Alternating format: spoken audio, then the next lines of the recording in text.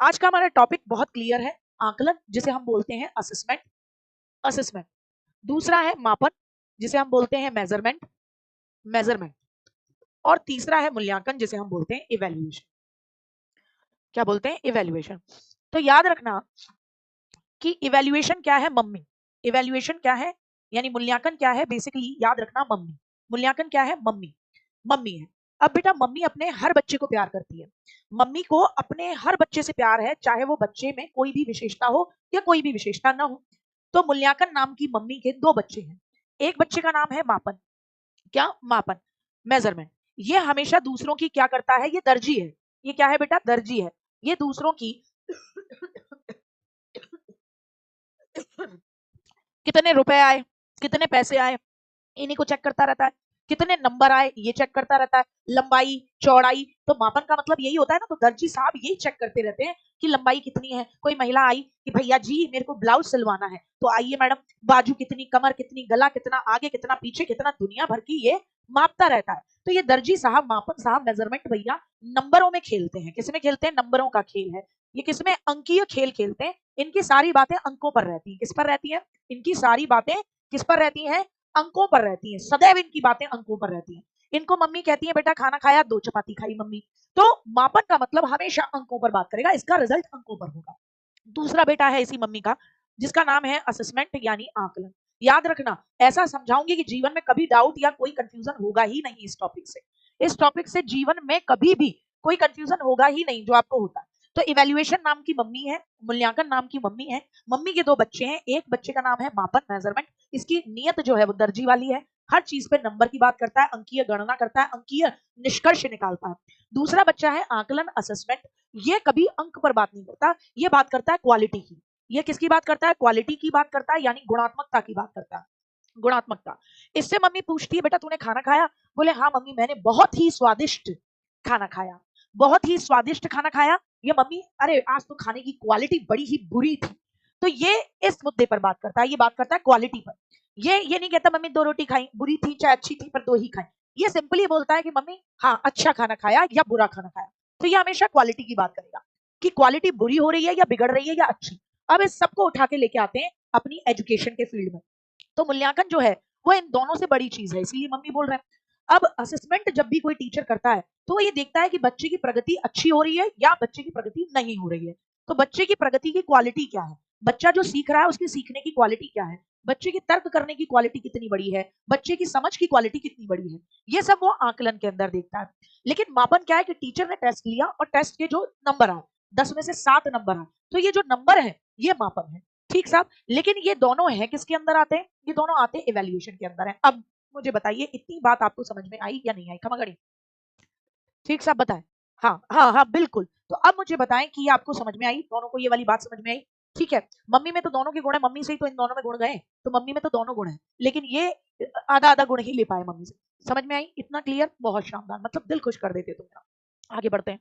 तो अब क्या है, ये जो मम्मी है इवैल्यूएशन, इसका मतलब होता है कि हम बच्चे का स्कूल में केवल आकलन नहीं करते, केवल मापन नहीं करते, हम क्या करते हैं? बच्चे का मूल्यांकन करते हैं। हम क्या करते हैं बेटा जी बच्चे का? तो आप कहोगे दीदी हम बच्चे का सीसीई, सतत और व्यापक मूल्यांकन करते हैं। क्योंकि मूल्यांकन का मतलब हम बच्चे को उसके मैथ्स में कितने नंबर आए, यूनिट 1 में नंबर देते हैं, यूनिट 2 में कितने आए नंबर देते हैं। इसके अलावा हम बच्चे की क्वालिटी असेसमेंट भी कर रहे होते हैं कि डिबेट करा तो डिबेट में कितने बेहतरी हुई उसकी, तो डिबेट के ए ग्रेड बी ग्रेड ये दिया है ना, डांस करने गया तो उसके हिसाब से करा, तो यहाँ हम उसकी क्या देखते हैं? क्वालिटी देखते हैं। तो कुल मिलाकर मूल्यांकन जो है वो ओवरऑल इन दोनों को शामिल करते हुए होता है। उसमें हम बच्चे का ओवरऑल चेकिंग करते हैं, नंबर से लेकर बच्चे की क्वालिटी की। ठीक साहब, अब हम आगे बढ़ते हैं। अब बात आती है जो जैसी लाइनें, ये तो मैंने अपने तरीके से आपको बताया ताकि आपकी समझ बने। अब हम बात करते हैं कि जो एकेडमिक लाइंस आती हैं उनमें हम क्या समझेंगे? आकलन को, असेसमेंट को। तो आकलन क्या है? मम्मी का ही बेटा है, तो आकलन मूल्यांकन का ही हिस्सा होता है, जिसका मतलब है सूचनाओं को एकत्रित करने की प्रक्रिया। आकलन का मतलब क्या है? आपने डेटा इकट्ठा किया, टेस्ट लिया, लेकिन टेस्ट की क्वालिटी, बच्चे की प्रगति कैसी निकली, अच्छे नंबर आए, पिछली बार से कम नंबर आए, तो आप नंबर पर फोकस नहीं करते। आप देखते हो कि विश्लेषण करके आपने सूचना इकट्ठी करी, सूचना इकट्ठी करके आप चेक कर रहे हो कि इसकी प्रोग्रेस का ग्राफ ऊपर जा रहा है या नीचे जा रहा है। ठीक है ना, प्रोग्रेस का ग्राफ ऊपर जा रहा है या नीचे जा रहा है। बिल्कुल। तो आकलन में पहली ही पड़ाव क्या है? कि आप सबसे पहले कोई पर्पसफुल एक्टिविटी कराते हो। आपने कुछ भी कराया आकलन कराने के लिए, पर्पसफुल एक्टिविटी डिबेट हो सकती है, क्विज हो सकता है, एमसीक्यू हो सकता है, कुछ भी हो सकता है, आपने वो एक्टिविटी कराई क्योंकि आपको प्रोग्रेस चेक करनी है। कैसे चेक करोगे कि बेटा बताना तुम्हारी प्रोग्रेस, बच्चे से पूछोगे तो हर बच्चा यही बताएगा मेरी प्रोग्रेस बहुत अच्छी चल रही है। जैसे मैं आपसे पूछूं तो बेटा कैसी तैयारी चल रही है, सब बोलेंगे दीदी बहुत अच्छी तैयारी चल रही है, बहुत अच्छा पढ़ रहे हैं हम तो, पूछो ही मत ही, आपकी नाक बिल्कुल भी नहीं कटने देंगे। लेकिन जब टेस्ट लिया जाएगा तब नानी याद आएगी सबको, है ना, तब मैडम भी याद आएंगी सबको। तो ये वाली एक बात निकल कर आती है। तो हमेशा पर्पसफुल होता है, पर्पसफुल। तो आप आकलन कर रहे हो तो आपका पर्पस है कि आप अपने बच्चे की प्रगति चेक करना चाहते हो। जैसे आपको कल मिलेगा, कल आप आराम से देख सकते हो, परसों दो उसको, तरसों दो, नरसों दो, जब जब देना चाहो दो। आपको एक मॉक टेस्ट मिलेगा कल, है ना, यही जो जगह है ना, इस जगह पे ये दिख रहा होगा फ्री टेस्ट सीरीज जहां मिलती है ना, इस वाले में आपको कल रीट का मॉक टेस्ट मिलेगा। कल उसको भैया जी डाल देंगे, आप आराम से उसको देखना। तो उद्देश्यपूर्ण ये मॉक टेस्ट क्यों दे रहे हैं हम? आपका आकलन करने के लिए, आपकी प्रगति चेक करने के लिए कि पढ़ने के बाद कुछ कर रहे हैं कि नहीं कर रहे हैं, ठीक है ना। फिर इसके जब मैंने आपका एक एक्टिविटी कराई तो एक्टिविटी के बाद ना कुछ इंफॉर्मेशन निकली, मैंने उस इंफॉर्मेशन को इकट्ठा किया। अब मैं उस इंफॉर्मेशन को एनालाइज करूंगी, विश्लेषण करूंगी। विश्लेषण करके मैंने अर्थ निकाला कि भैया प्रगति हो रही है या प्रगति नहीं हो रही। तो मैंने बताया कि बच्चे की क्वालिटेटिव क्वालिटेटिव लर्निंग हो रही है या नहीं हो रही, तो मैंने उसको उठाया, ठीक है ना। हाँ, तो मैंने क्या कहा कि भैया ये बेहतर हुआ और ये चीज नेगेटिव पॉइंट हुआ,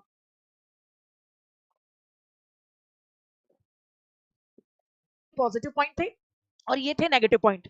उसके बाद मैंने चेक किया कि भैया मेरे असेसमेंट का एम क्या था, वो पूरा कर रहा हूं मैं या कर रही हूं मैं या नहीं कर रहा। यानी कि ऐसी सिचुएशन में मैंने देखा कि मेरे बच्चे का जो रिजल्ट आ रहा है वो उद्देश्य की पूर्ति कर रहा है या नहीं कर रहा, तो पता लगा उद्देश्य की पूर्ति हो रही है। मैंने बच्चे की ये चेक करने के लिए असेसमेंट करा था कि मेरा बच्चा सीख रहा है, तैयारी कर रहा है या नहीं कर रहा। या मैंने इसलिए बच्चे का असेसमेंट किया था कि अगर उसकी कोई कमियां हैं तो वो खुद का आकलन कर ले कि भैया हाँ मेरी कमी आ रही है, मेरे अच्छे नंबर नहीं आ रहे हैं, और अपनी तैयारी में जुट जाए। तो आकलन के उद्देश्य होते हैं, उन्हीं उद्देश्यों को ध्यान में रखते हुए आप एक उद्देश्यपूर्ण एक्टिविटी कराते हो। फिर सूचना आती है, सूचना को इकट्ठा करते हो, एनालाइज करते हो, उसका अर्थ निकालते हो कि प्रगति हो रही है या नहीं हो रही है। ठीक साहब, क्लियर। तो आकलन क्या है, मम्मी का ही बेटा है, इसमें आप सिर्फ सूचनाओं को इकट्ठा करके उनका एनालाइज करके आप उनका अर्थ निकालते हो कि आप जो आकलन कर रहे हो उससे ये पता लगाते हो कि बच्चे की क्वालिटी में कितना परिवर्तन आया है। अब बताइए ये बात भी समझ में आई या नहीं आई? क्योंकि सब कट टू कट चीजें बताऊंगी, हर एक चीज एग्जाम के पॉइंट ऑफ व्यू से वेरी वेरी इंपॉर्टेंट बताएंगे। हाँ जी, क्लियर, बहुत बढ़िया अमित जी, क्लियर, क्योंकि पीछे क्वेश्चन आंसर भी है। बहुत बढ़िया। ये बाकी बच्चे नहीं है क्या क्लास में? ये एक चीज याद रखो, ये टॉपिक मैं दोबारा नहीं कराऊंगी, ये टॉपिक आपकी पीडीएफ के साथ अटैच होगा, ये रेगुलर क्लास का ही हिस्सा है। शायद मैंने आपको ये चीज क्लियर की है। तो बाकी बच्चे कहाँ हैं? नहीं स्नेहा, 8 बजे तो चलेगी, लेकिन सिलेबस कंप्लीट करने के लिए भी मैंने आपको एक चीज बोली थी ना क्लास में कि 8 बजे वाली तो अपन अपनी चलती रहेगी, वो तो टाइम ही मेरा है। लेकिन संडे है, सिलेबस कंप्लीट भी करना है। तो एक ऐसा टॉपिक जो छोटा टॉपिक है क्लास में ही खत्म हो सकता है, उसको क्लास में क्यों नहीं खत्म करें? कल शाम को बताया था ना, हाँ आकांक्षा, ये सब। तो आकलन की जरूरत क्यों, क्यों क्यों करना है आकलन? कौन सी खुजली हो रही है तुम्हारे आकलन करने की? आकलन इसलिए करना है भाई कि आकलन करके ना, बच्चे आप पढ़ा रहे हो, मैं पढ़ा रही हूँ आपको, अब मेरे को पता तो लगे यार कि मेरे पढ़ाने से बच्चों के समझ में आ रहा है या नहीं। मुझे ये भी तो पता लगे कि मेरे बच्चे की प्रगति हो भी रही है या नहीं हो रही। मुझे ये भी तो पता लगे कि मेरे को अपने पढ़ाने के तरीके में कहाँ बदलाव करने की जरूरत है। मुझे ये भी तो पता लगे कि मेरे बच्चे के समझने में मुझे कहाँ बदलाव करने की जरूरत है। ये सब कैसे पता लगेगा? ये सब इसी से पता लगेगा, आकलन से ही पता लगेगा, है ना। तो आकलन की जरूरत क्यों है? बच्चे के लेवल पे भी जरूरत है और टीचर के लेवल पे भी जरूरत है। आकलन इसलिए करना है बच्चे का ताकि बच्चे का इंटरेस्ट पता लगे। आपने देखा कि भैया मैथ्स में बहुत जबरदस्त है, बाकी सब्जेक्ट में डाउन। आपने देखा सीडीपी में तो एकदम गजब, सीडीपी एकदम ऐसे बोलते हैं कि दीदी 28, 29, 30 में से 30, बाकी 18 आ रहे हैं, किसी में 15 आ रहे हैं। तो इंटरेस्ट की बात हो जा रही है कि सीडीपी में इनको इंटरेस्ट ज्यादा आता है, बहुत ज्यादा खुश हो जाते हैं। तो बच्चे के बारे में आप आकलन जब करते हो तो इंटरेस्ट पता लगता है बच्चे का, बच्चे की आवश्यकता पता लगती है कि किस फील्ड में उसको ज्यादा काम कराना, किस फील्ड में उसका पॉजिटिव है तो उसको आगे बढ़ाना। बच्चे की एबिलिटी के अकॉर्डिंग आप पाठ्यक्रम का चयन कर सकते हो और वर्गीकरण कर सकते हो। तो आकलन इसलिए करना है। आकलन क्यों करना है? बच्चे का इंटरेस्ट जानने के लिए, बच्चे की जरूरत जानने के लिए, पाठ्यक्रम में परिवर्तन करने के लिए, पाठ्यक्रम को बच्चे की एज योग्यता के अकॉर्डिंग बनाने के लिए, और शिक्षण विधि में अगर परिवर्तन करना है ना। क्योंकि अगर बच्चे के आकलन में प्रोग्रेस कम दिख रही है तो भैया ऐसे में आपको अपनी शिक्षण विधि का चेंज करने की जरूरत है। ये सब कैसे पता लगता है भैया? असेसमेंट करके पता लगता है। किससे पता लगता है? असेसमेंट करके पता लगता है। ठीक है ना? क्लियर हुआ? आ जाओ भैया आगे। अब टीचर को क्या फायदा होता है आकलन से? एक फायदा, सबसे बड़ी बात, कि उसको अपने बच्चे की ये तमाम चीजें पता लग जाती हैं। तमाम चीजें पता लग जाती हैं तो वो बेहतर तरीके से काम करता है। जैसे आप जो मॉक दोगे, कल जो बच्चा मॉक देगा, उसके बाद मैं एक असेसमेंट लेकर आऊंगी कि भाई यहाँ यहाँ आपकी गलतियां हो रही हैं, इन इन चीजों को मैंने जनरली देखा, आप इन चीजों को सुधार कीजिए। तो टीचर को असेसमेंट करने में फायदा हो जाता है। असेसमेंट से टीचर विश्लेषण कर सकता है, अर्थ निकाल सकता है, अपने बच्चों को सही डायरेक्शन दे सकता है। तो वो बच्चों की योग्यता, कौशल, उनकी लर्निंग को, क्षमता को पहचान पाता है, कहाँ उनको कमी दे है और कहाँ बेहतर करना है उसका काम कर पाता है, बच्चों के हिसाब से टीचिंग के मेथड को चुन पाता है, क्लास में अरेंजमेंट कर पाता है, शिक्षण सामग्री कौन कौन सी लेकर आनी है वो कर पाता है, पाठ्य सहगामी क्रिया का यूज कर पाता है और अपने पढ़ाने के तरीकों में भी बदलाव कर पाता है। तो आकलन बच्चे के परिवर्तन साथ साथ टीचर के परिवर्तन में भी जरूरी है, दोनों के में जरूरी है। अभी ऐप पर कोई मूक नहीं है अभिषेक जी, मैंने कहा ना कल देखने को मिलेगा। कल भी बोला था यही बात, आज भी बोल रही हूँ, कल देखने को मिलेगा। कब देखने को मिलेगा? कल देखने को मिलेगा आपको ऐप पर मॉक टेस्ट। तो ये शिक्षण प्रोसेस और इफेक्टिव बन जाती है, बच्चे के लिए यूजफुल बन जाती है। टीचर छात्र दोनों अपना अपना मूल्यांकन कर सकते हैं असेसमेंट से। बच्चा भी अपना मूल्यांकन कर रहा है कि मेरी कमी कहाँ रह गई, मेरी प्रगति पहले के मुकाबले में नीचे गई है कि ऊपर आई है, और टीचर भी अपना कर पा रहा है, दोनों कर पा रहे हैं। बच्चे की प्रगति को माता पिता को भी बता दो, देखो जी ऐसे ऐसे चल रहा है और ये मामला है ना। आप बच्चे को क्या दे पाते हो? फीडबैक दे पाते हो। क्या दे पाते हो बेटा जी? फीडबैक। तो सिंपल सरल शब्दों में, आकलन नाम का जो बच्चा है, मूल्यांकन मम्मी का, ये बच्चा सूचना इकट्ठी करता है बच्चे के बारे में। और सूचना इकट्ठी करना मतलब पहले आप एक पर्पसफुल, उद्देश्यपूर्ण एक्टिविटी कराते हो, सूचना आती है, सूचना को इकट्ठा करते हो, उनको एनालाइज करते हो, उसके हिसाब से निकालते हो बच्चे की प्रगति हुई है नहीं हुई है, अर्थ निकालते हो, फिर आकलन के उद्देश्यों की पूर्ति हुई है या नहीं ये चेक करते हो। आकलन क्यों करना है? टीचर भी अपने में सुधार लाएगा, असेसमेंट करके ही तो पता लगेगा कमी कहाँ है, और बच्चा भी अपने में सुधार लाएगा। फीडबैक देना है, क्या फीडबैक दूं? तुम मुझसे कहोगे दीदी हमारे नंबर कम आते हैं, जो मापन वाला भैया है ना दर्जी, वो कहता है तुम्हारे नंबर कम आते हैं। अरे भैया तुम्हारे नंबर कम आते हैं ये तो मॉक टेस्ट में निकला, लेकिन अगर मैं तुमसे पर्सनली कम्युनिकेट करके यहाँ क्वेश्चन आंसर नहीं कराऊंगी, तो जब जब तुम पूछोगे दीदी हमारे नंबर कम क्यों आते हैं, मैं क्या बता पाऊंगी कि क्वालिटी लो है क्यों है? वो देने के लिए भैया क्या करना पड़ेगा? यहाँ प्रश्न पूछने पड़ेंगे, यहाँ प्रश्न पूछूंगी, डिबेट कराऊंगी, यहाँ तुम्हारी विचारधारा समझूंगी, यहाँ तुम्हारे पढ़ने का पैटर्न समझूंगी, तभी तो मुझे पता लगेगा कि तुम कहाँ गलती करते हो। फिर तुम्हें फीडबैक दूंगी, अपने पढ़ाने के तरीके में परिवर्तन करूंगी। तो ये सब इसीलिए है ताकि हम प्रॉपर तरीके से बच्चे को आगे बढ़ा सके, तो ये इसलिए है। अब आकलन के प्रकार देखो भैया, मोस्ट इंपॉर्टेंट टॉपिक है, कोई सी औलाद इधर उधर न भागे। आकलन के प्रकार कितने हैं? मैम मेरा उत्तराखंड टेट क्लियर हो गया, बहुत बहुत बधाई बेटा जी। पुष्पम ब्लॉग बहुत बढ़िया। हाँ वी मिश्रा, कहाँ से पढ़ते हो आप हिस्ट्री? बेटा हिस्ट्री के हमारे पास ऐसे टीचर हैं। संजय सिंह कह रहे हैं मेरे मैसेज क्यों इग्नोर, आपने मुझे आलू के पराठे नहीं खिलाए, मैं उसी का मैसेज पढ़ती हूँ, ठीक है ना, जो कि आलू के पराठे खिलाता है मुझे। तो याद रखें कि हिस्ट्री के हमारे पास इतने जबरदस्त टीचर हैं, विपिन सर क्लास लो आपको पता लग जाएगा। केवीएस का बैच देखिए भैया, देखो आकलन के प्रकार में ना सेल्फ असेसमेंट होता है। क्या होता है? सेल्फ असेसमेंट होता है। तो सेल्फ असेसमेंट आकलन जिसमें बच्चा खुद का मूल्यांकन, खुद का आकलन खुद करता है। तो सेल्फ असेसमेंट जिसमें बच्चा क्या कर रहा है? खुद के कार्य का मूल्यांकन करता है, तो स्व आकलन। बच्चा जो है क्लासरूम टीचिंग के माध्यम से खुद का आकलन करता है, तो सेल्फ असेसमेंट बोलो इसे, या बोलो असेसमेंट एज लर्निंग। क्या बोलो बेटा? Assessment as learning. दोनों में से मतलब है स्व आकलन यानी खुद का आकलन खुद करना। और कौन करता है? बच्चा करता है। कौन करता है बेटा? बच्चा करता है, छात्र करता है। छात्र स्वयं का आकलन कर रहा है, छात्र खुद का आकलन कर रहा है, स्वयं का क्या कर रहा है? आकलन कर रहा है। इसे बोलते हैं असेसमेंट एज लर्निंग। ठीक साहब? अच्छा जी, इसका बेस्ट एग्जांपल है कि बच्चा पोर्टफोलियो बनाता है। पोर्टफोलियो क्या है? जिसमें बच्चा अपने मैथ्स में कोई उसने बढ़िया सा असाइनमेंट दिया था, उसमें उसके अच्छे नंबर आए तो उसका एक फोटो स्टेट लगा दी, डांस करने गया था उसकी लगा दी। तो अपने पूरे एक लिमिटेड टाइम पीरियड में जो बेस्ट काम उसने किए हैं, पढ़ने के भी और साथ साथ एक्टिविटीज में भी, उनको वो एज अ प्रूफ लगा देता है। तो बच्चा अपना आकलन खुद कर रहा है कि देख पहले मेरे ऐसे नंबर आते थे अब ऐसे, और उसको नंबर मिल रहे हैं। दूसरा, सहपाठी या पीयर असेसमेंट, ग्रुप आकलन। अब जैसे इसका एग्जांपल है कि आप लोग प्रोजेक्ट बनाते हो, तो प्रोजेक्ट कैसे बनाना है? ग्रुप में बनाना है। आप लोग प्रोजेक्ट जो बनाते हो, तो प्रोजेक्ट कैसे बनाना है बेटा जी? तो प्रोजेक्ट बनाना है आपको ग्रुप में। अब ग्रुप में आपने प्रोजेक्ट बनाया, अब इसमें क्या हुआ? शिल्पी यादव क्वीन, कमल कामिनी यादव, दिव्यांश गौतम, साक्षी पांडे और विशाल राजपूत, इन सब का एक ग्रुप था, इसमें विशाल और दिव्यांश छोरे हैं। अब छोरे क्या करते हैं कि मजे लेना चाहते हैं। लड़कियों ने कहा कि देखो तुम और तो कुछ करोगे नहीं, लिख हम लेंगे, फाइल हम ले आएंगे, कलर हम ले आएंगे, तुम एक काम करना, इंटरनेट से फोटो ले आना और इंटरनेट से इस टॉपिक को निकाल देना। तो ये दोनों क्या करते रहे, ये पागल ही बनाते रहे विशाल और कमल। इतने दिन तक लड़कियों ने कहा कि अरे प्रोजेक्ट सबमिट करने की डेट है 15 तारीख, 15 जनवरी।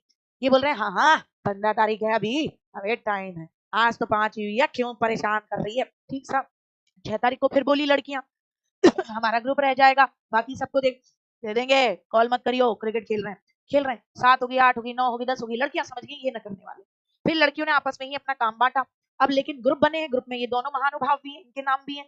तो ग्रुप में नाम था ग्रुप का जो भी XYZ, और उसने अपना प्रोजेक्ट सबमिट किया। अब मैम है गार्गी मैम जानती है प्रैक्टिकलिटी क्या होती है।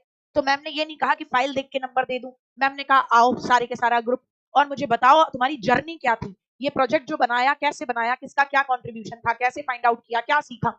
तो मैम ने इसके भी 5 नंबर रखे हुए थे। अब पता पड़ा उसमें सहपाठी बोले, सारी लड़कियां बोली हैं ये दो तो मैम हमें कुछ बना के दिया ही नहीं इन्होंने। तो मैंने कहा पूरे ग्रुप को मिलेंगे पूरे में से पूरे नंबर, और इन बागड़ बिल्लों को मिलेंगे कितने, 0 नंबर। तो मैं तो देखने आई नहीं थी कि तुमने वास्तव में काम किया या नहीं, लेकिन यहाँ तुम्हारे ग्रुप ने, सहपाठियों ने तुम्हारा आकलन करा है, तो सहपाठी के अधिगम का मूल्यांकन फ्रेंड करेंगे। तो दोस्तों से बना के रखनी है कि तुम्हारा काम का नंबर दिलवाएं। तो ये है, ये क्या है, इसे बोलते हैं पीयर असेसमेंट। तो NEP 2020 भी यही कहता है, आपको याद है या भूल गए हो याद है या भूल गए हो? याद है NEP 2020 में भी बताया था कि खुद बच्चा भी अपना आकलन करेगा, ग्रुप भी उसका आकलन करेगा। फिर है ट्यूटर असेसमेंट। ट्यूटर कौन है, जो टीच कर रहा है, ट्यूट कर रहा है। तो ट्यूटर असेसमेंट जो टीचर करता है, तो सदियों से चलता आ रहा है ट्यूटर असेसमेंट। तो अब ट्यूटर असेसमेंट 2 तरीके का है, आप इसको रचनात्मक बोल लो या योगात्मक बोल लो। आप इसको फॉर्मेटिव बोल लो, फॉर्मेटिव बोल लो, या इसको योगात्मक यानी सबमिटिव बोल लो। क्या बोल लो, सबमिटिव बोल लो, है ना, सबमिटिव बोल लो।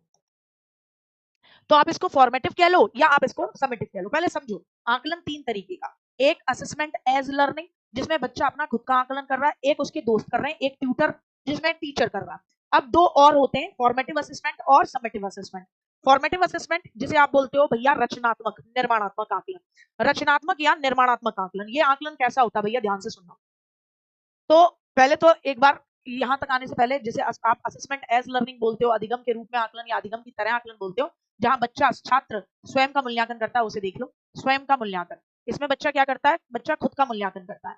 तो आप इसे क्या बोलते हो, असेसमेंट एज लर्निंग बोलते हो। इसे assessment as learning, self learning, अधिगम के रूप में आकलन या अधिगम की तरह आकलन बोलते हो। ठीक, ये बच्चों के द्वारा सीखने की प्रक्रिया के दौरान बच्चे खुद करते हैं और खुद की शक्तियों और खुद की कमियों को पहचानते हैं। इसमें बच्चा लर्निंग प्रोसेस के लिए खुद से लक्ष्य बनाएगा, अपनी प्रगति की समीक्षा करेगा खुद से। तो अच्छी बात है, बच्चे के अंदर रिफ्लेक्टिव थिंकिंग पैदा हो रही है। क्या, चिंतन करने का, आत्मचिंतन का कौशल। कि बच्चा जब पढ़ रहा है या बच्चा जब खुद को ही चेक कर रहा है, खुद से ही टेस्ट दे रहा है। तो मैंने तो नहीं कहा ना कि तुम जाके टेस्ट दो मॉक, तुम अपने आप से मॉक टेस्ट दे रहे हो, तुम अपने आप से प्रीवियस ईयर के क्वेश्चन लगा रहे हो, तुम अपने आप से जो कल मैंने 15 क्वेश्चन एक्शन रिसर्च के होमवर्क में दिए थे उन्हें फाइंड आउट कर रहे हो, उनको लगा रहे हो। तो तुम क्या कर रहे हो, सेल्फ असेसमेंट कर रहे हो। तो ये क्या है, सेल्फ असेसमेंट। इसमें तुम खुद से लक्ष्य निर्धारित करते हो, खुद से अपने रिजल्ट को चेक करते हो और खुद से उसको एनालाइज करते हो। तो बच्चा अपनी शक्ति भी पहचानता है, बच्चा अपनी कमी भी पहचानता है। ठीक है ना, आ रही बात समझ में? आगे बढ़ते हैं भाई। अब भैया, अब मैंने 2 बताया आपको फॉर्मेटिव और समेटिव। अब देखो भैया, फॉर्मेटिव असेसमेंट क्या होता है। फॉर्मेटिव जिसे आप रचनात्मक बोल लो, जिसे आप क्या बोल लो, रचनात्मक बोल लो, या इसे ही आप निर्माणात्मक बोलते हो। क्या बोलते हो, इसे ही आप निर्माणात्मक बोलते हो। अधिगम के लिए आकलन, आप यहाँ पर असेसमेंट इसलिए कर रहे हो ताकि कमी पता लगे, और कमी पता लगाते ही आप बच्चे को क्या करने के लिए दे दो, उसकी कमी को दूर करके आगे और पढ़ाने लग जाओ। तो इसे आप बोलते हो formative assessment, assessment for learning. Assessment क्यों हो रहा है, लर्निंग के लिए हो रहा है। तो इस आकलन में 2 चरण है। आप पहले तो बच्चे की कमी पता लगाते हो, आप असेसमेंट ही इसलिए कर रहे हो ना ताकि लर्निंग बेहतर हो सके। तो पहले में तो आपने बच्चे को क्या करा, उसकी कमी पता लगाई, तो डायग्नोस्टिक टेस्ट किया आपने, डायग्नोस्टिक असेसमेंट। पहले आपने बच्चे की कमी पता लगाई, कठिनाई पता लगाई, फिर उसके हिसाब से आपने क्या करा, बच्चे की बेहतरी के लिए काम किया, उसको कुछ कंस्ट्रक्टिव काम कराने में लगा दिया, बच्चों को एक्टिविटी में शामिल कर दिया, और उसकी जो कमी थी उसे दूर कर दिया। उसकी कमी को क्या कर दिया आपने, तो आपने उसकी कमी को क्या कर दिया, दूर कर दिया, है ना। आपने क्या कर दिया, उसकी कमी को दूर कर दिया, बहुत अच्छी बात है। ठीक साहब। तो इसमें असेसमेंट फॉर लर्निंग, सीखने के लिए आप जब आकलन करते हो तो इसमें पोर्टफोलियो भी आता है, याद रखिएगा। इसमें पोर्टफोलियो भी आता है। बच्चे ने पोर्टफोलियो बनाया, सेल्फ असेसमेंट कर रहा था, आपने कहा बेटा और कुछ बेहतर हो सकता है इसके अंदर, हाँ मैम, तो ठीक है बेटा तब लगा देना, अभी मत लगा, मैं तब नंबर दे दूंगी। या आपने उसकी कमी देखी और बेहतर करा दिया, तो पोर्टफोलियो भी हो सकता है। असाइनमेंट, कार्य प्रगति पत्र, आपने बच्चे को असाइनमेंट दिया, वो गलत करके लेके आया, तो आपने उसको वापस से करने के लिए दे दिया कि कोई नहीं बेटा और कर लो और सही सुधार के लेके आओ, मैं दोबारा आपको करा दूंगी, देखो इसमें ये कमी है, ये कमी है, ये कमी है। तो आपने वो नहीं, मेरा वचन ही शासन है कि रिटन टेस्ट दिया और जो नंबर आए वही आपने फाइनल कर दिया, ऐसा नहीं है। ठीक साहब। यहाँ पर टीचर ऑब्जर्व भी करता है, बातचीत भी करता है, डिबेट हो रही है ना, डिबेट हो रही है ना, रोल प्ले हो रहा है, रोल प्ले हो रहा है। अब रोल प्ले किसी का अच्छा नहीं गया, आपने कहा महाराणा प्रताप का रोल तुम्हें प्ले करना है, नहीं अच्छा कर पाया, तो आप ये थोड़ी ना करोगे तेरे 5 नंबर कट गए, 10 में से तेरे तेरे 5 नंबर ही मिलेंगे। आप उसको कहोगे कोई बात नहीं बेटा, अभी आप इसको और बेहतर करके लेके आना, मैं आपका तब चेक करके नंबर दूंगी। तो ये अधिगम के लिए आपका आकलन हो रहा है कि आपकी कमी पता लगाई जाए और आपकी कमियों में सुधार किया जाए, है ना। तो और आपको आकलन करने के लिए भी रचनात्मक तरीकों का प्रयोग किया जा रहा है। पहले बिल्कुल बिल्कुल पहले बुखार को जानो, डायग्नोस करो, उसके बाद इंजेक्शन देना, फॉर्मेटिव, ठीक है ना, ये वाला मामला है। हाँ बिल्कुल बिल्कुल। फिर आता है क्या, अधिगम का आकलन, ये हमारे बाप दादाओं के जमाने से चल रहा है, इसको बोलते हो आप सबमिटिव असेसमेंट। क्या बोलते हो, सबमिटिव, सबमिटिव असेसमेंट।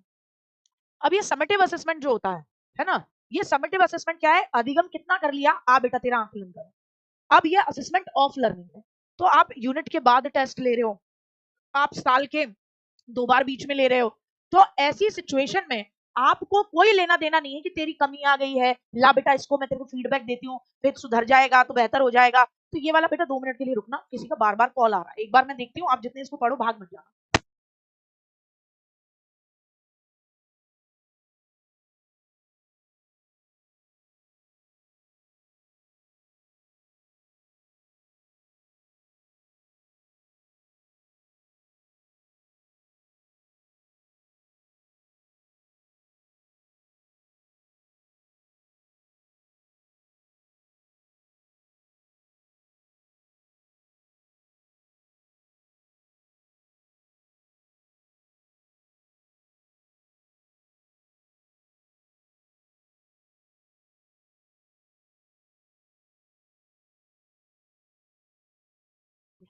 अब ठीक है।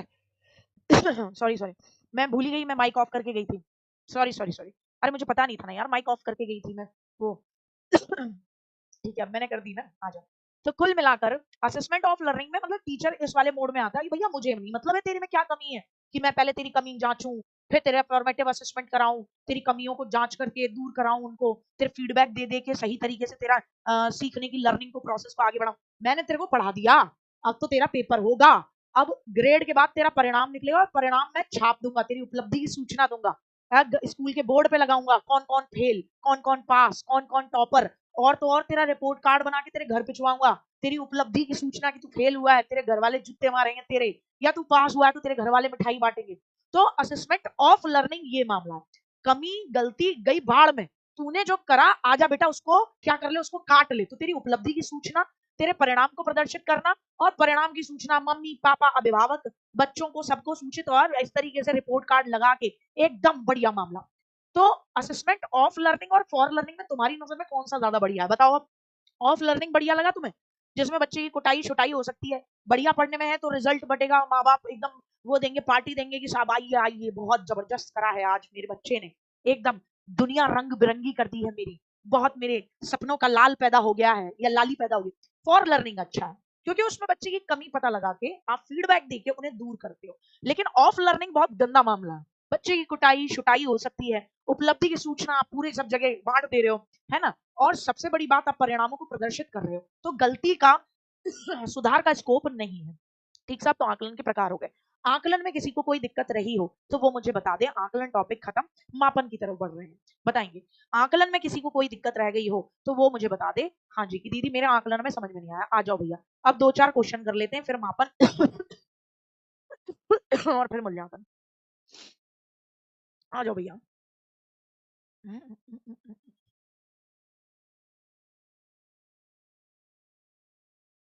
और मुझे देख लेने दो ना।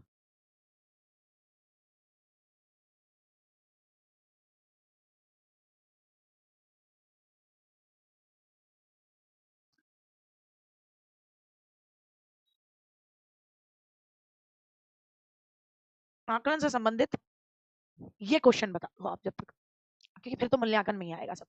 हालांकि ये भी आकलन का एक हिस्सा ही है, मतलब ओवरऑल मूल्यांकन में ही लिया गया है। तो बताएं सीसीई, सीसीई, हालांकि इसे हम मूल्यांकन में पढ़ रहे होंगे, मूल्यांकन है एक, क्या है मूल्यांकन, जिसे आप बोलते हो, जिसे आप क्या बोलते हो, continuous and comprehensive evaluation, continuous and comprehensive, क्या कॉम्प्रिहेंसिव इवैल्यूएशन, इवैल्यूएशन यानी सतत और व्यापक मूल्यांकन, क्या कहेंगे, सतत और व्यापक मूल्यांकन, क्या कहोगे इसे, सतत और व्यापक मूल्यांकन आप इसे कहोगे। तो आपको पूछा जा रहा है कि ये जो सीसीई है, हाँ जी, है ना, सीसीई के अंदर आप योगात्मक और साथ ही साथ जो आपके आकलन होते हैं दो, एक होता है समेटिव असेसमेंट, समेटिव, और दूसरा होता है आपका कौन सा, दूसरा होता है आपका फॉर्मेटिव, इनका मामला क्या रखा जाता है, तो बताएंगे मुझे, बी बोल रहे हैं आप। देखो भैया, आपसे पूछा जा रहा है औपचारिक और योगात्मक निर्धारण का कुल मूल्य कितना होता है, तो पहले आपसे पूछ रहा है फॉर्मेटिव, फिर आपसे पूछ रहा है समेटिव, तो क्वेश्चन जैसे पूछ रहा है वैसे आंसर दो। क्वेश्चन जैसे पूछ रहा है वैसे आंसर दो। फॉर्मेटिव पहले पूछ रहा है, समेटिव बाद में पूछ रहा है, एनईपी 2020 में भी बताया था। उत्तर क्या होगा, उत्तर क्या होगा, फॉर्मेटिव पहले पूछ रहा है, एफए पहले पूछ रहा है, एसए बाद में पूछ रहा है, तो क्या उत्तर होगा, क्या उत्तर होगा, बहुत शानदार, ए उत्तर होगा। फॉर्मेटिव असेसमेंट के 40 नंबर रहते हैं और समेटिव असेसमेंट के कितने नंबर रहते हैं, 60 नंबर रहते हैं। ये सेम क्वेश्चन, ये सेम बात मैंने आपको एनईपी 2020 पढ़ाते समय भी बताई। जब भी आप असेसमेंट आकलन करते हो तो भैया ये जो आकलन है ना आपका, जिसे आप बोलते हो अधिगम का आकलन, जिसे अभी अभी आपने समझा मेरे साथ कि भैया अधिगम का आकलन क्या होता है, ये समेटिव असेसमेंट है, योगात्मक। ये कब होता है, एक बार होता है हाफ ईयरली में, कब होता है, हाफ ईयरली में, और हाफ ईयरली में इसकी वेटेज होती है 30 नंबर की, और फिर होता है एनुअल एग्जाम 3 घंटे निश्चित, और अब आप इसको दे दो और तब भी इसकी वैल्यू 30 नंबर। फॉर्मेटिव असेसमेंट जो होता है अधिगम के लिए आकलन, एफए, ये कैसे होता है, एक बार होता है FA1 10 नंबर का, फिर होता है FA2 10 नंबर का, फिर होता है हाफ ईयरली, तो 50 नंबर ये हो गए। फिर हाफ ईयरली के बाद फिर से FA3, याद आया, बताया था एनईपी 2020, फिर FA4 होता है 10 नंबर का, फिर होता है एनुअल एग्जाम। तो जितने भी फॉर्मेटिव असेसमेंट है, असेसमेंट फॉर लर्निंग, ये 40 नंबर का 10 10 10 10, और ये जो है आपके समेटिव असेसमेंट हाफ ईयरली में 3 घंटे, एनुअल एग्जाम में 3 घंटे, और उसके आधार पर पास या फेल यानी समेटिव एग्जामिनेशन, इसकी वेटेज होती है 60 नंबर की, कितनी, 60 नंबर की वेटेज होती है, 60% इसके होते हैं। ठीक साहब, आ जाइए भैया। अब आता है मापन, मापन क्या है बेटा जी, तो मापन हम जानते हैं मेजरमेंट है, क्या है मेजरमेंट, यानी इवेल्युएशन नाम की मम्मी का वो दर्जी बेटा। ठीक, तो अब आपके लिए बहुत इंपॉर्टेंट है, ये दुनिया का कोई एग्जाम दो उसमें ये जरूर पूछेगा मापनी कितने तरीके की होती है, मापनी। तो भैया देखो, एक होती है शाब्दिक स्तर मापनी, जिसे आप बोलते हो वर्बल, वर्बल मापनी, वर्बल मापनी, ये पहला लेवल है, सबसे छोटा टुच्चा लेवल माना जाता है। तो मापनी 4 तरीके की रहती है, 4, पहली रहती है आपकी शाब्दिक मापनी, शाब्दिक, दूसरी रहती है ऑर्डिनल, क्रमिक मापनी, क्रमिक जिसमें आप क्रम देते हो, तीसरी रहती है अंतराल, और चौथी रहती है रेशो, क्या, रेशो, अनुपात मापनी, अनुपात मापनी। तो ये 4 मापनी रहती है आपकी, ये क्या रहती है, 4 मापनी रहती है, बिल्कुल। अब कोई बच्चा मुझे बता दो, ये मैंने पहले भी बताया था कि ये जो 4 मापनी रहती है, ये 4 जो आपकी मापनी है, शाब्दिक, वर्बल, है ना, और ये आपकी अनुपात, क्रमिक, इसके बारे में सबसे पहले बात किसने की थी, इन 4 मापनियों के बारे में बात किसने की थी, ये बता दो भैया, मजा ही आ जाए, है ना, बता दो इन मापनियों के बारे में सबसे पहले किसने बात की थी, इनके बारे में कोई बता दो कि मजा ही आ जाए, एकदम ही आनंदित मामला हो जाए, ऐसा वाला मामला। डाल रहे हो प्याजे को, कोई दिक्कत नहीं है, शाम तक में आराम से बताना, ये होमवर्क है कि इन 4 मापनियों के बारे में सबसे पहले किसने बात की, सबसे पहले चारों मापनियों के बारे में किसने बात की, सबसे पहले किसने बात की, सबसे पहले किसने बात की, किसने बात की, जो मैं प्रैक्टिस सेट कराती थी आपको, उसके अंदर मैंने ये कराया भी हुआ है। आ जाओ भाई। तो भाई अब बात करते हैं मापनी के प्रकार। तो सबसे पहली आती है शाब्दिक मापनी, होमवर्क पता लगाना, अच्छे से ढूंढना, है ना। तो यहाँ सबसे पहले हम जब बात करते हैं शाब्दिक, तो कोई भी चीज है उसको आप क्या कर रहे हो, उसको उसकी क्वालिटी के बेसिस पर, कि भैया ये फ्रूट है तो फ्रूट को फ्रूट के कॉलम में डाल दिया, सब्जी है सब्जी को सब्जी के कॉलम में डाल दिया। तो बेसिकली आप किसी भी इंसान को, किसी भी चीज को उसकी क्वालिटी के बेसिस पर क्या करते हो, अलग अलग ग्रुप में डाल देते हो, तो इसे बोलते हो वर्बल, वर्बल, क्या बोलते हो, वर्बल मापनी, या आप इसे शाब्दिक मापनी बोलते हो, सबसे पहले बोलते हो, ठीक है ना, सबसे पहले बोलते हो। क्रो एंड क्रो याद आ रहे हैं किसी को, ठीक, कोई दिक्कत नहीं है, आराम से पता लगाना, ऐसी क्या बात है ना। फिर आता है क्या, क्रमिक स्तर, ऑर्डिनल, ऑर्डिनल, ऑर्डिनल मापनी, ऑर्डिनल की बात करते हो आप, ऑर्डिनल स्केल की बात करते हो, मापनी का मतलब स्केल होता है बेटा, ऑर्डिनल स्केल, तो ऑर्डिनल स्केल इसमें आप चीजों को ऑर्डर देते हो कि ऊपर से ऑर्डर दोगे 1 2 3 4 या नीचे से दोगे, क्योंकि टॉपर है भाई साहब मेरी क्लास के 1 2 3, या नीचे से टॉपर है भाई साहब रणछोड़ दास छाछड़ के दो मित्र नीचे से टॉपर हैं, राजू रस्तोगी और फरहान खान, तो वो नीचे से टॉप मारते थे। तो आप किसी भी चीज को हाईएस्ट या लोएस्ट लेवल से क्रम देते हो तो वो आपकी होती है ऑर्डिनल। फिर आती है अंतराल, जिसे आप बोलते हो इंटरवल स्केल। क्या बोलते हो? Interval scale. ये स्केल क्या बताता है कि दो चीजें हैं बेटा, जैसे एक बच्चा है क्या? दिव्यांश। दूसरा बच्चा है रेशु। एक बच्चा का नाम क्या है? तो एक बच्चे का नाम है भाई दिव्यांश, दूसरे बच्चे का नाम क्या है? रेशु। तो एक का नाम दिव्यांश, एक का नाम रेशु। दिव्यांश क्या है भैया? कितने नंबर? दिव्यांश क्या है भैया? 8 नंबर। और रेशु क्या है? कितने? 6 नंबर। बुरा मत मानना गुड़िया कि दिव्यांश को 8 क्यों दे दी गार्गी मैम, मेरे क्यों 6 दिए, है ना? तो इनके बीच का अंतर कितना है? इनके बीच का अंतर कितना? देखो फट फट नेट पे से निकाल निकाल के बता रहे हैं। स्टैनले स्मिथ ने मापने के प्रकार बताए थे। हाँ, और अच्छे तरीके से बताना। हाँ, पावलव वाले तो कुछ ज्यादा ही समझदार हो रहे हैं मेरे, उनकी तो बात ही क्या है। और स्किनर ने बेचारे ने पुनर्बलन की माप नहीं दी थी, वो खुद अपना सिर पीट रहा होगा आज कि मैं तो पुनर्बलन की माप नहीं दी थी, मैंने यहाँ बाकी मेजरमेंट का तो कुछ बताया ही नहीं था। ये बच्चे कैसे बता रहे हैं गार्गी मैम की क्लास में? तो ढूंढ लेना अच्छे तरीके से आप। तो दिव्यांश और रेशु के बीच में अंतराल कितने का है? 2 नंबर का, 2 नंबर का। तो ये अंतराल मापनी में, ये इंटरवल स्केल में आप मापते हो, ठीक है ना? ये इंटरवल स्केल